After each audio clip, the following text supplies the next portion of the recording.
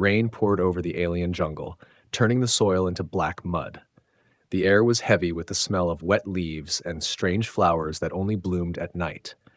Lightning cracked through the sky, lighting up the massive stone structure hidden deep between the trees. Most locals never came near this place. They whispered its name in fear, the Temple of the Sleeping Gods. It had been sealed for longer than anyone remembered, its doors carved from a single slab of dark stone bigger than a starship. No one alive had seen what lay inside, and no one dared to try. In the nearby village, drunk voices argued under the dim glow of a lantern. A group of alien mercenaries sat around a table, their rough armor scratched and dented from years of fighting. One of them, tall and broad with skin marked in faded battle tattoos, slammed his drink down. His eyes were glassy, but his voice carried challenge. "They say the gods inside are only statues," he laughed. "Stone! Stone! Nothing more. I could walk in, spit on their faces, and walk out without a scratch." His friends tried to shush him, but his pride was already burning. The idea of proving himself in front of the others made him grin. "Tonight," he said, "I will open the door." He stumbled into the jungle, rain soaking through his armor. The shadows seemed to move around him, and every step felt heavier as he got closer. Ancient vines hung down like ropes from the towering walls of the temple. The carvings on the stone told strange stories. Humanoid figures standing over kneeling alien armies, weapons raised in victory. Their eyes seemed to follow him in the dim light. He laughed to hide the way his skin prickled. "Old myths," he muttered. "Nothing but stories to scare children." He stopped before the great door. It was taller than any building in his home city, the surface covered with strange symbols that glowed faintly in the rain. For a moment, the drunken courage in his chest wavered, but then he thought of his friends, waiting to see if he'd do it. He took 3 steps back, then kicked with all his strength. His armored boots slammed against the center of the stone. A deep, echoing sound rolled through the temple walls. Something shifted inside, slow, heavy, like the grinding of ancient gears. Lightning flashed again, and for a second he saw it, a narrow crack splitting down the middle of the door. Cold air spilled out, carrying the scent of dust and something older, something like iron and smoke. His heart pounded faster, but now his pride wouldn't let him turn back. With both hands, he pushed. The doors groaned and slid open enough for him to step inside. Darkness swallowed him at once. The air was dry and still, untouched by wind for centuries. His footsteps echoed against stone floors. Then, as his eyes adjusted, he froze. Before him stood rows upon rows of figures, tall, broad-shouldered, and perfectly still. They were shaped like humans, though their armor was unlike anything he'd seen. Dust coated them like a second skin, and their heads were bowed as if in prayer. The mercenary chuckled nervously. "Statues," he whispered to himself. "Just statues." A drop of water fell from the high ceiling and landed on the cheek of the nearest figure. The mercenary's grin faded when he saw the faint rise and fall of its chest. He blinked, thinking it was a trick of the light. Then the figure's fingers twitched. The movement was small, but it felt louder than thunder. The mercenary stepped back, boots scraping against the floor. His breath caught in his throat. The figure lifted its head. Eyes opened, pale, sharp, glowing faintly in the dark. They locked on him, and for the first time in years, he felt real fear. No, the man took a slow step forward, bare feet silent on the stone. His voice was deep, cold, and in a language the alien didn't understand. Still, the tone was enough to make the mercenary's knees feel weak. Behind him, another sound stirred. A soft creak, then the rustle of movement. One by one, the other figures began to shift, heads rising, eyes blinking open. Some flexed their hands, others stretched their shoulders as if waking from a long, heavy sleep. Dust drifted down like snow from their armor. The air filled with a quiet hum of life returning. The mercenary turned, ready to run, but froze when a woman's voice drifted through the room. It was calm, almost curious. "War again?" she asked, her words strange but sharp. The man in front of him glanced over his shoulder and nodded once. "It seems so," he answered. Lightning flashed again through the open door, and for the briefest moment, the mercenaries saw their faces clearly. Scarred, fierce, yet calm, like predators who had never once lost a hunt. Every instinct in his body screamed at him to leave. He stumbled backward, nearly slipping on the stone, and then turned and ran into the storm without looking back. Inside the temple, more and more humans stirred. The heavy air seemed to thicken with the weight of something ancient and dangerous. None of them chased the intruder. They didn't need to. They knew the message would spread faster than any runner. The sleeping war gods had awakened, and the galaxy would soon remember why it had once feared their name. The first human to open his eyes stepped fully into the dim light spilling from the cracked temple door. His movements were slow but full of strength, like a predator waking from a deep sleep. He was tall, his shoulders broad, his bare chest marked with scars that told stories of battles fought long ago. His hair was dark and tangled from centuries of stillness, but his eyes burned with a pale, cold glow.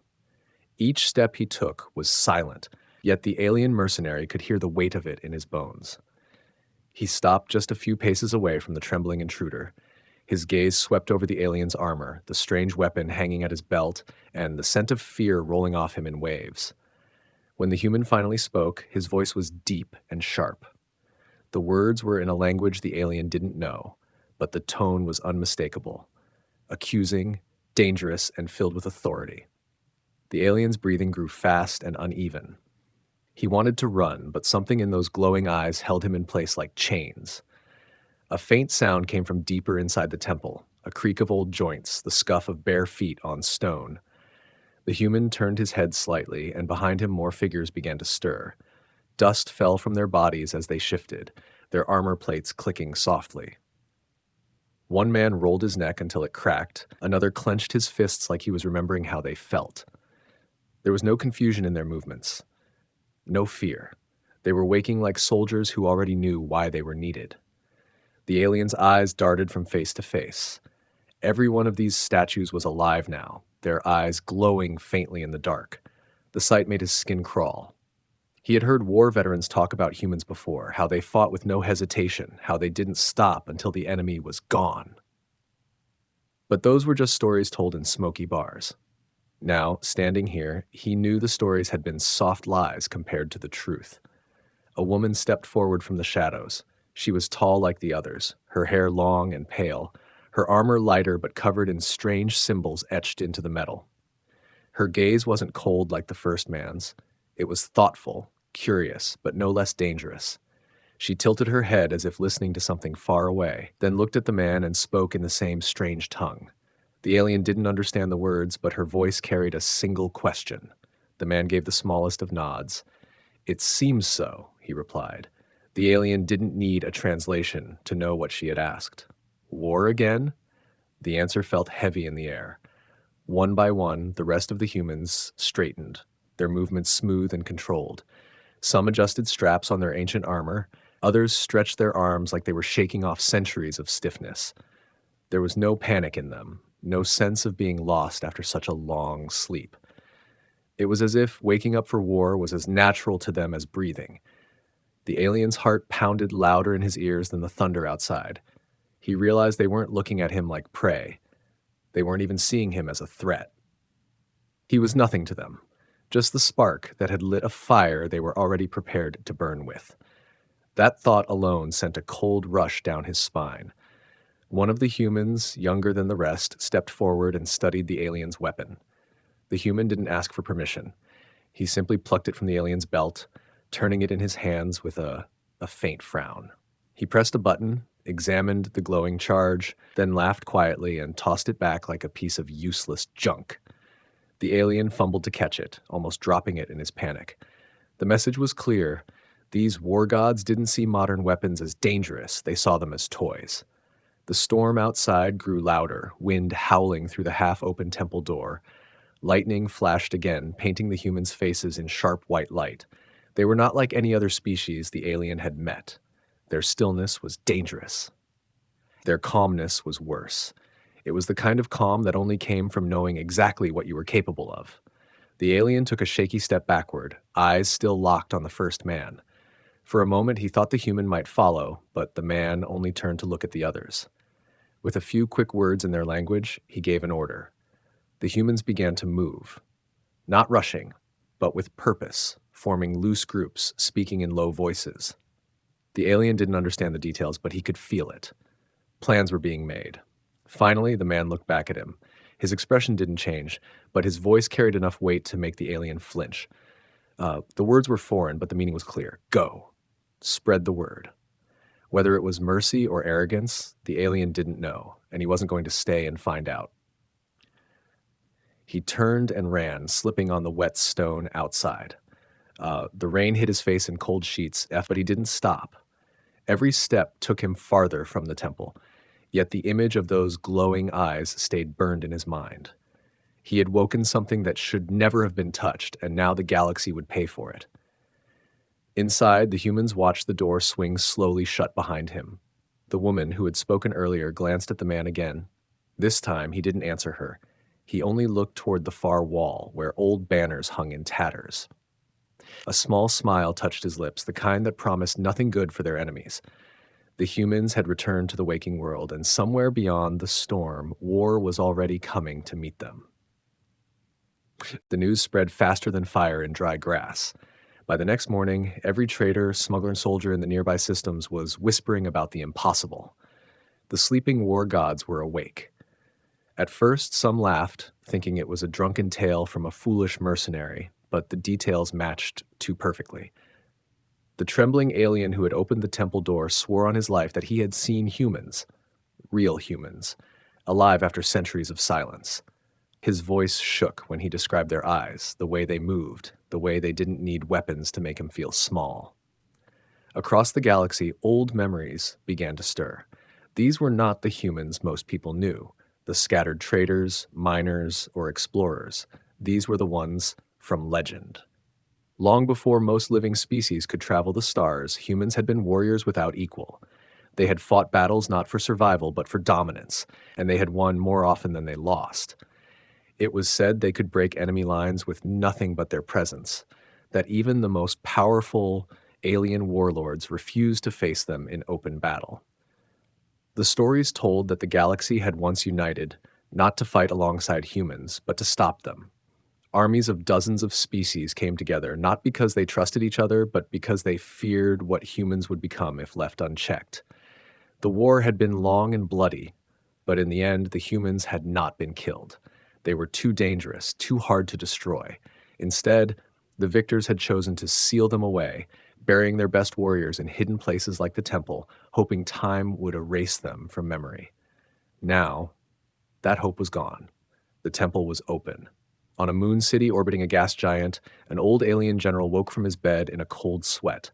He had been a young officer during the last human wars, barely surviving a skirmish where a single human squad had wiped out 3 times their number in minutes. He knew the signs. He knew the galaxy was not ready. Without waiting for his aides, he sent a message to every leader in his sector. The war gods walk again. Prepare. In another part of the galaxy, a council of merchant lords gathered in a dark chamber. They remembered a different side of the humans, not as destroyers, but as saviors. When pirates had once blockaded their worlds, human fleets had broken through in days and left the merchants free to trade again. To these lords, the return of the humans was not a threat, but an opportunity. If they could reach them first, maybe they could forge an alliance. But not all who heard the news wanted peace. On a volcanic fortress world, a young warlord slammed his fist against the arm of his throne. His father had told him bedtime stories of humans, not to inspire courage, but to teach caution. Yet the son had grown up believing the human's legend was nothing but exaggeration. Now he saw a chance to prove himself greater than his father. If he could kill one of these gods and show their head to the galaxy, his name would live forever. Meanwhile, in the deep jungle where the temple lay, the humans were not idle. They gathered in the open courtyard, the rain washing centuries of dust from their armor. They spoke in low, sharp voices, their language flowing like a mix of command and memory. They seemed to know, without being told, that the galaxy would come for them. The leader, a man with eyes like winter storms, stood on the temple steps, listening to the sounds of the forest. He did not look worried. From the edge of the trees, scouts returned with news. Ships had been seen in the upper atmosphere, small ones, fast and armed. The first visitors were already on their way. The humans exchanged glances. There was no panic, only quiet understanding. They would meet whoever came, and they would decide if they were friend or enemy. Far above, the approaching ship's crew prepared their weapons. They weren't there to talk. Their employers had paid for proof. Either the humans were dead or they would be made dead. The captain, a lizard-skinned alien with scars across his jaw, adjusted his armor and laughed. Old warriors or not, he told his crew, we have numbers. We have guns. Let's show them how the galaxy has changed. But the galaxy hadn't changed enough. Not in the ways that mattered. In space stations, marketplaces, and military bases, the tension grew. Every broadcast, every private message, every intercepted signal was about the same thing. Some feared the humans would march across the stars again. Others prayed they would. A few planned to use the chaos for their own gain. In the shadows of the great capital worlds, even the ruling councils began secret talks. Could the humans be reasoned with? Could they be bribed? Could they be killed before they became too strong? No one had the same answer.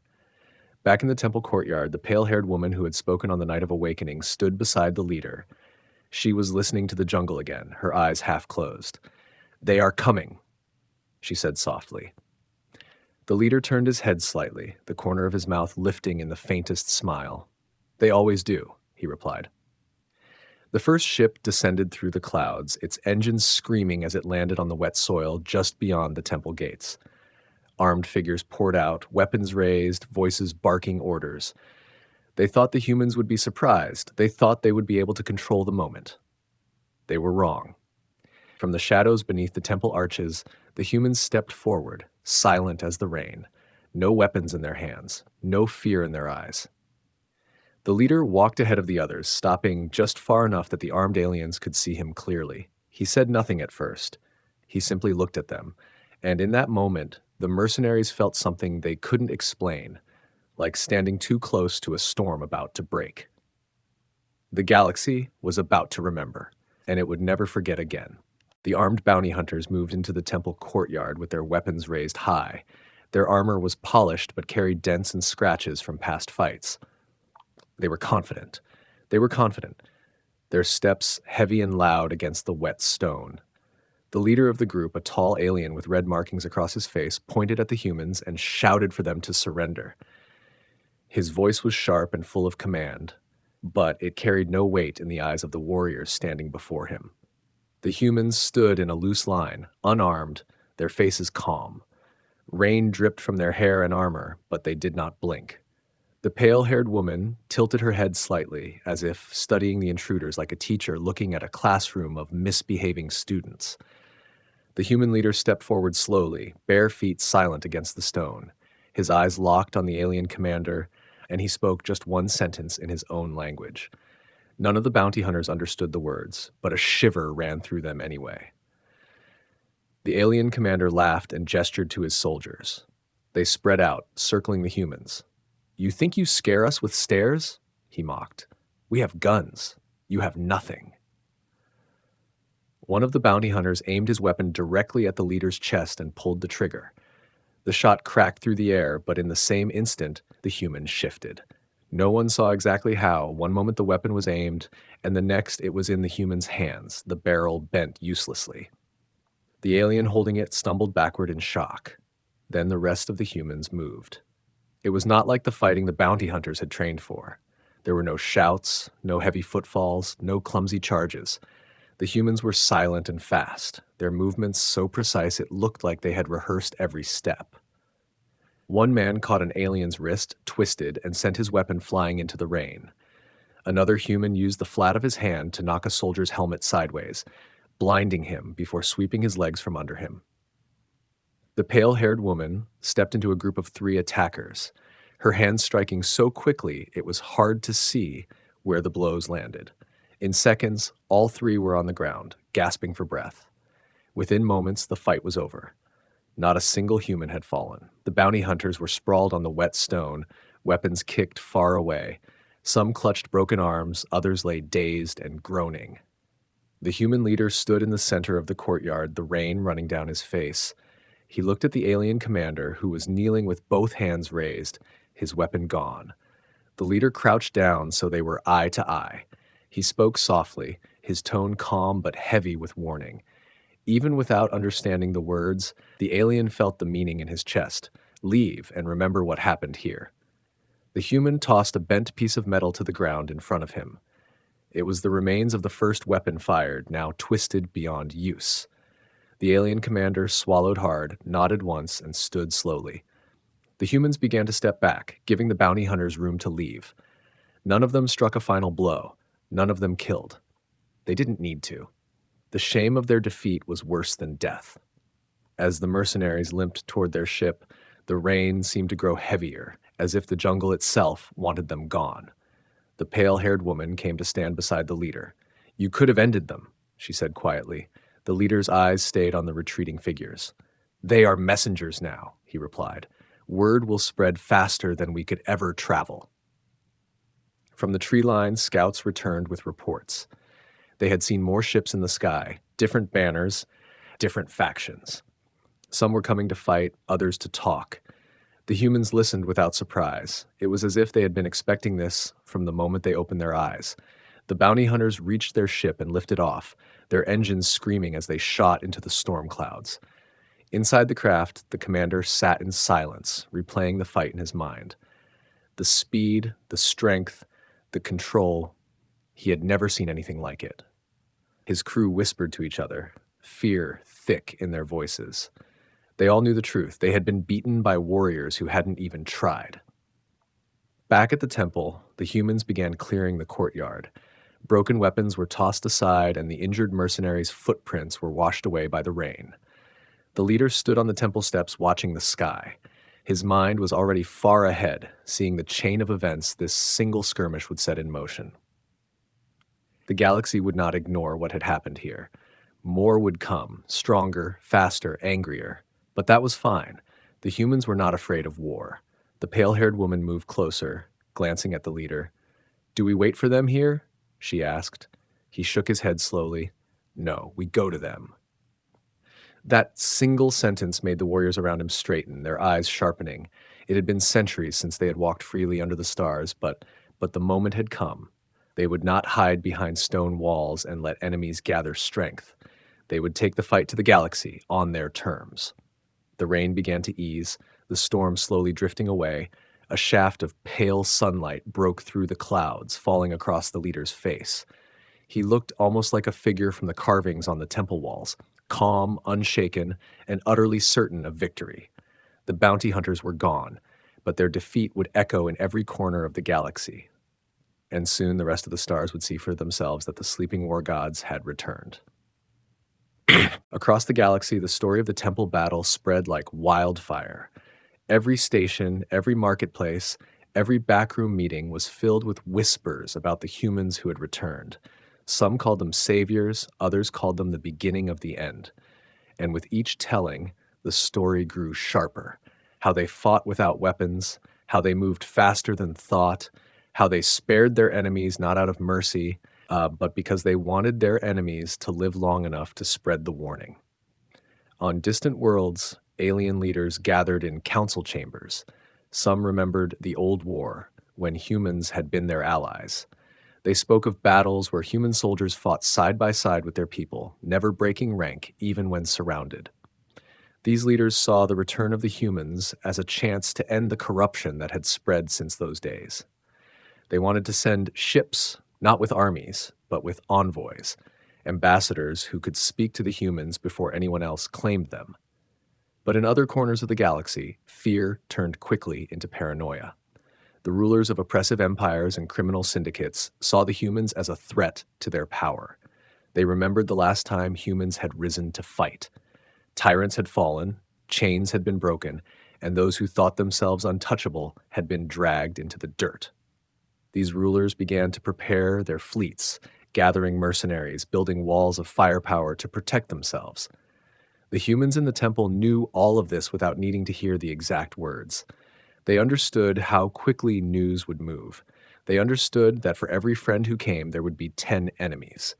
And they also knew the most dangerous mistake they could make was to wait for war to arrive at their doorstep. In the quiet of the temple courtyard, the leader stood with his warriors. His voice carried over the sound of the rain as he spoke. "We go to them," he said again, the same words he had told the pale-haired woman. not to conquer, to remove the rot, to remind them what justice feels like. The warriors nodded. Some smiled faintly, not with joy, but with the grim satisfaction of soldiers who knew their purpose. They began to split into teams. Each group had its destination. Worlds where old allies lived, worlds where oppression ruled unchecked, worlds where the humans' return would be felt the most. They would not sweep across the galaxy blindly. Every move would be chosen with care. One of the younger warriors asked where they would start. The leader pointed toward the mountains beyond the jungle. Buried there, hidden under stone and earth, were the remnants of ships, ancient human warcraft that had slept just as long as their pilots. They would dig them out, repair them, and return them to the skies. The work began immediately. The jungle shook with the sound of falling trees as paths were cleared. The old hangars were opened for the first time in centuries, revealing ships covered in moss and dust, but still strong in their design. The humans moved among them like they were greeting old friends. They spoke in low tones, touching the metal as if remembering every battle the ships had once seen. While the warriors worked, scouts brought back more news from the stars. On a mining world, the local people were living under the brutal control of a warlord who took half of everything they dug from the ground. On another planet, children were being sold to fight in underground arenas for the amusement of the rich. On a third, an entire city had been walled in by its rulers, keeping the population trapped and starving while the elite lived in comfort. The leader listened to every report, his face never changing, but his eyes growing colder. "These are where we go first," he said. "The rest will follow." When the first of the ancient ships was repaired, it roared to life with a sound that rolled through the valley like thunder. The smell of hot metal and old fuel filled the air. The humans climbed aboard, their movements confident, their hands knowing exactly where every control was without hesitation. It was as if no time had passed at all. The leader took his place at the front of the largest ship. Before the doors closed, he looked back at the temple one last time. The great stone doors stood open now, the carvings on their surface wet with rain. For centuries, this place had been a prison. Now, it was a memory. The ships rose into the sky, cutting through the clouds until the jungle was nothing more than a dark green blur below. The galaxy beyond awaited them, chaotic, divided, and unprepared for their return. The first stop would be the mining world. The people there had sent no message, asked for no help, but the humans did not need to be asked. They could not look away from injustice. Far from the jungle, in a grand palace of glass and steel, a council of alien rulers received word of the humans' departure. Panic spread through the room. Some demanded preemptive strikes, others argued for negotiation. One cold-eyed ruler simply leaned back in his chair and said, "Let them come. We will show them how much the galaxy has changed." But the galaxy had not changed in the way he thought. Ships and weapons might be newer, but fear was still the same. And soon that fear would be justified. As the humans' fleet moved through the stars, the pale-haired woman stood beside the leader in the command deck. "They will resist," she said. "Some will beg for help, but others will fight to keep their power." "They can try," the leader replied, his voice as steady as stone. "We are not here for their comfort." The stars stretched ahead, countless and waiting. The war gods had chosen their path, and with every passing moment, the galaxy was shifting, slowly but surely, toward the storm they were bringing. The mining world hung in the darkness of space, its surface scarred by deep pits and glowing rivers of molten metal. From above, the human ships could see the flicker of machinery and the endless lines of workers hauling ore under the harsh lights of the warlords' patrols. The scanners picked up signs of armed guards at every pit, towers bristling with weapons, and fences pulsing with electric current to keep the miners from escaping. It was not a place of industry, it was a cage. The leader stood at the front of the command deck, his hands clasped behind his back. He listened as his scouts reported on the patrol routes and the guard shifts. Nothing about his expression changed, but the air in the ship seemed to grow heavier. He gave one order, simple and final. "We end it tonight." The humans moved like they had done this 1,000 times. They didn't talk about strategy for hours. They didn't argue over tactics. Every warrior knew their place, and every movement was a piece of a plan too sharp to fail. As the ships descended, their lights went dark, disappearing into the shadowed side of the planet where the warlord's eyes could not see. On the ground, the guards patrolled lazily. They believed no one would ever dare to challenge their master here. The last rebellion had been crushed years ago, and its leaders were still displayed on metal spikes at the gates to remind the miners of the cost of resistance. The humans saw those spikes when they crept through the perimeter. Not one of them spoke, but their eyes locked on the grisly display. The attack began without warning. One moment, the night was quiet except for the hum of the electric fences, and the next, the guards were on the ground, weapons torn from their hands before they could even shout. The humans moved through the camp like shadows, striking hard and fast, leaving no chance for the enemy to recover. In the watchtowers, snipers found their rifles snapped in half before they could fire. In the main compound, the warlord's personal soldiers scrambled to form a defense. They shouted orders, tried to rally their forces, but every doorway they guarded was already breached. Humans surged in, not with blaster fire, but with hands and blades, closing the distance before the enemy could use their guns. The speed was overwhelming. One strike, one throw, and an armed soldier was on the ground. The miners began to notice. At first, they thought it was another punishment raid, but when they saw the humans, their fear turned to disbelief. Stories of the war gods had not been told here for centuries, yet the sight of these warriors needed no explanation. A spark lit in the miner's eyes, one that had been dead for too long. The leader walked straight into the warlord's command hall. The guards at the door fell before they could even raise their weapons. Inside, the warlord stood behind a wide desk carved from the black stone of the mines. His armor gleamed, and his face was twisted in anger. "You dare come here?" the warlord roared. "Do you know who I am?" The leader did not answer with words. He crossed the room in 3 steps, caught the warlord's wrist as he reached for a weapon, and slammed him against the desk so hard the wood cracked. The room fell silent, except for the warlord's ragged breathing.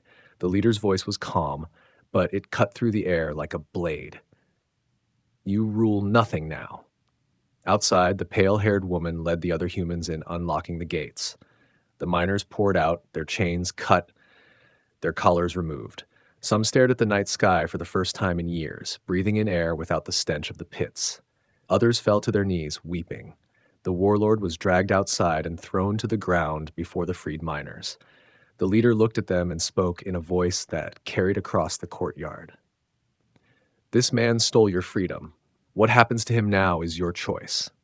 There was no hesitation. The miners surged forward, their anger exploding after years of silence. The humans stepped back and let justice take its course. When it was over, the warlord lay still in the dirt, and the people stood together, no longer slaves. The humans did not stay to rule. They gave the miners weapons taken from the warlord's armory and taught them how to defend themselves. They spoke to the new leaders, warning them of what would come. "Others will hear of this," the leader said. "Some will come to crush you. Stand ready." By the time the humans' ships lifted off, the fires of the warlord's banners were still burning. From orbit, the freed miners could be seen gathering in the open spaces of the camp, holding their weapons high under the pale light of the moons. But the victory was not without consequence. News of the warlord's fall spread just as fast as the story of the temple. This time, the message was sharper. The humans were not just awake. They were moving, tearing down tyrants, and leaving nothing but ashes for those who ruled through fear. On a distant fortress world, another warlord heard the news and laughed. He told his generals that the humans were overconfident, that they could be trapped and destroyed. He began to gather his forces, thinking himself clever. But those who had fought the humans before shook their heads. They knew better. In the command deck of his ship, the leader watched the stars ahead. His warriors moved quietly around him, cleaning weapons, repairing armor, preparing for the next mission. The pale-haired woman stood beside him, her gaze on the endless dark beyond the glass. "They will come for us," she said. "They will try," he replied. His voice was as calm as ever, but there was steel beneath it. Somewhere out there, another fight was waiting, and the humans would not stop until the galaxy understood. This was not their return to war. This was their reminder of what war truly meant when humans fought it. The next world they reached was not one of chains and open slavery. On the surface, it looked peaceful. Clean streets, well-kept buildings, and smiling crowds. But beneath the calm, the humans saw it immediately. Patrols in polished armor watched every corner. Cameras tracked every movement. People bowed their heads when soldiers passed, not out of respect, but out of fear. The humans landed their ship in the capital under the guise of traders. They walked among the crowds, their eyes scanning the streets, the rooftops, and the faces. They noticed the way children pulled back into doorways when the patrols came. They saw the way shopkeepers pretended not to notice when a soldier took goods without paying. The pale-haired woman leaned toward the leader and spoke quietly. "This is not peace. This is a cage with pretty paint." As they moved deeper into the city, they began to hear whispers. An old man, after making sure no one was listening, told them of the Council Guard, an elite force that crushed any voice raised against the rulers. The council claimed to keep the city safe, but in truth, they silenced anyone who dared to speak freely. People vanished in the night, and no one saw them again. That night, in a hidden room above a shuttered shop, the humans met with a small group of rebels. They were desperate, poorly armed, and constantly looking over their shoulders. The leader of the rebels, a woman with one arm, explained how every uprising in the past had failed. "We don't have the weapons or the strength," she said. "And even if we did, the guard moves too fast. They always know before we act." The leader of the humans listened silently until she finished. Then he spoke just 3 words: "They won't know." The plan was set into motion before dawn. The humans split into pairs and disappeared into the city. They didn't storm the barracks or burn the council building. Instead, they moved quietly, cutting power to the guards' communication lines, disabling vehicles, and removing weapons from armories without a sound. By the time the sun began to rise, the guards' strength had been cut in half, and they didn't even realize it yet. When the first patrol went missing, the council panicked. They called for more soldiers, but those soldiers found their routes blocked, their weapons useless. The humans struck without warning, appearing from alleys, dropping from rooftops, and taking down the guard with precision. Not one shot was fired. Every encounter ended before the enemy could even raise an alarm. By midday, the streets were alive with whispers that something was happening. People peeked from windows to see guard soldiers lying disarmed in the gutters. Shopkeepers began to smile again, and children followed the humans at a distance, their eyes wide with hope. In the council chamber, the rulers argued. Some wanted to negotiate, others wanted to crush the attackers with everything they had left. Fear made them slow. That was all the humans needed. The leader walked into the chamber through the front doors, his warriors at his side. The guards moved to block them, but the pale-haired woman stepped forward, her gaze like ice, and the guards froze in place. The council demanded to know who they were. The leader answered simply, "We are the reminder." He told them their rule was over, their power ended. Some tried to bluster, to claim they spoke for the people, but their words were drowned out by the roar from outside. The people of the city, flooding into the square, no longer afraid. One council member drew a hidden weapon and fired. The leader moved faster than the shot, catching the attacker's arm and twisting it until the weapon clattered to the floor. He didn't kill the man. Instead, he dragged him to the window and forced him to look down at the crowd. "They decide what happens now," the leader said. The people surged into the chamber moments later. The rebels who had once hidden now walked openly, weapons in hand. The council was stripped of its authority in a matter of minutes. Some members were thrown into the streets to face the people's judgment. Others fled and disappeared into the chaos. By nightfall, the city belonged to its people again. Fires burned in the square, not in destruction, but in celebration. Food was shared freely, and voices sang in the open for the first time in years. The humans stood at the edge of the crowd, watching quietly. The one-armed rebel approached the leader, her voice thick with emotion. "We could never have done this without you," the leader shook his head. You could have. You only needed to remember you could fight." But later, when the humans regrouped aboard their ship, another truth came out. The pale-haired woman had been speaking with one of the freed council scribes, a man who had access to ancient archives. He had told her something disturbing. The records showed that the humans' last great war had not ended because they were defeated. It had ended because other humans had chosen to seal them away. The idea hung heavy in the air. Warriors who had just fought to free strangers now had to face the thought that their own kind had betrayed them. Some were angry, others silent. The leader's eyes narrowed, but his voice was steady. The past will not stop us, but it will be remembered. Outside, the people of the city celebrated late into the night. Inside the ship, the humans prepared for their next move. They had toppled tyrants and freed the oppressed. But they had also uncovered a deeper wound, one that reached back centuries. And somewhere out there in the stars, the ones responsible for their long sleep might still be alive. The jungle world that had held the temple grew quiet again. The rain still fell on the stone steps and the carvings still told their ancient stories, but the humans were gone.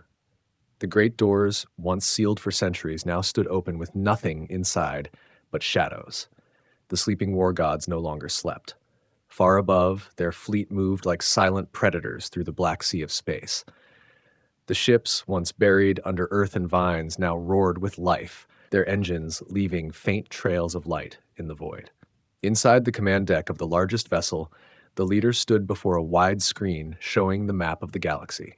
Worlds glowed across it, some marked as allies, some as enemies, and many still undecided.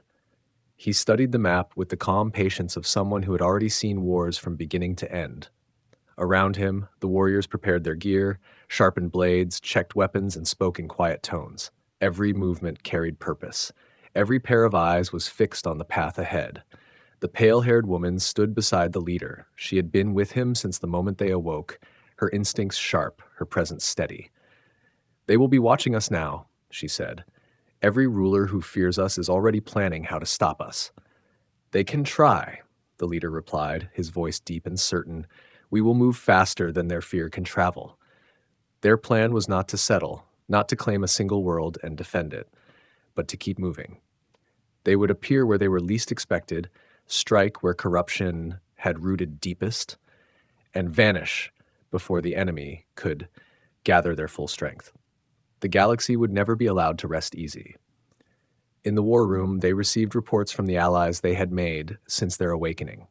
The freed miners had driven off the warlords' loyalists and now ruled themselves. The once captive city had formed its own council, made up of voices chosen by the people. Other small factions had begun to rise, inspired by the humans' victories. The spark of rebellion was spreading, and it was burning faster than anyone could contain. But not all the news was good. Fleets were gathering in the outer sectors, fleets larger than anything the humans had faced since before their imprisonment. They bore the flags of old enemies, as well as those of species the humans had never fought before.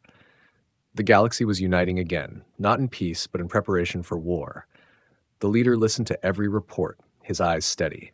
When the last scout finished, he spoke. "They will bring their ships. They will bring their armies. Let them.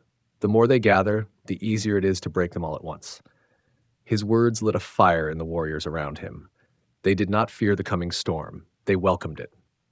In the quiet hours before their next jump, the humans stood at the viewing windows, looking out at the endless stars.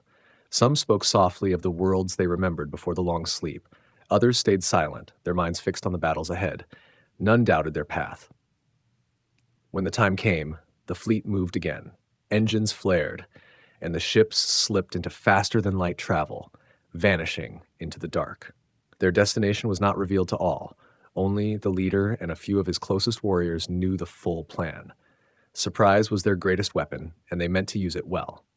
Across the galaxy, messages began to arrive in the capitals of every major power. They carried no threats, no demands, only a single line, repeated in dozens of languages. "We are awake. We are coming. Choose your side." On some worlds, the message was met with cheers and celebrations. On others, it was met with silence and fear. And in the war rooms of the galaxy's most powerful rulers, it was met with clenched jaws and hurried orders to prepare.